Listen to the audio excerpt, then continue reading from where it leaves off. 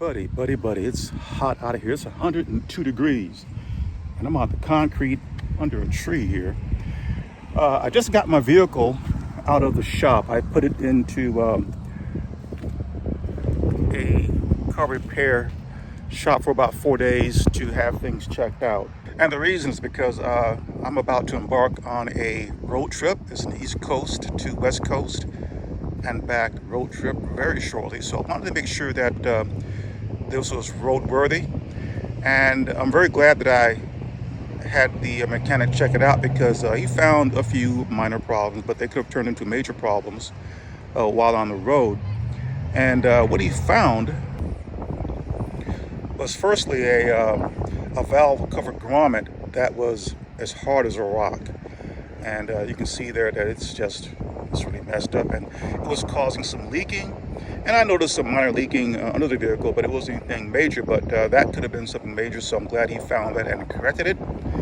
And the second thing that he found was a bad PCV valve, and that was replaced. So the engine is in tip-top condition. I also had him check out the transmission. He found nothing wrong there. So my Durango, it's definitely roadworthy.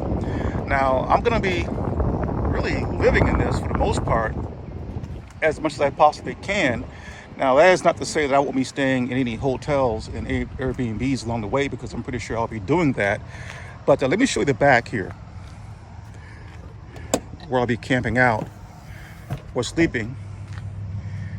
Now there's plenty of room in here. Now I'm 6 feet 2 inches, and I have a very nice mattress that goes back here. It fits perfectly. It's a 3-inch foam mattress I purchased off of Amazon. It rolls up very nicely and packs away nicely. And I'm also taking along all my camping gear, my sleeping bag, my backpack, everything. I'll also have a cooler in here. I have a Jackery 1000 Explorer for power if I should need it. I have a little portable heater if I should need that at night. It's a 500-watt electric heater. I also have a cooler back there. I have a stove that I can cook on, and those things will pack very nicely behind the seat here. In fact, right under here, I actually have items in there. Down here I have tools, my spare tire, everything is in here. So it'll be quite comfortable in here if I need to stop to take a rest break, even at a rest stop or at a Walmart or any place that allows overnight sleeping.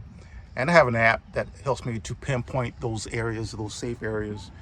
So this will be my home, away from home, once I do get on the road. And so I feel very confident that this will make the trip and get me back home safely.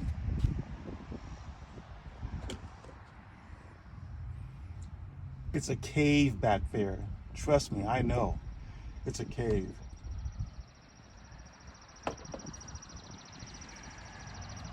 So that's what's going on. I will be vlogging this entire trip.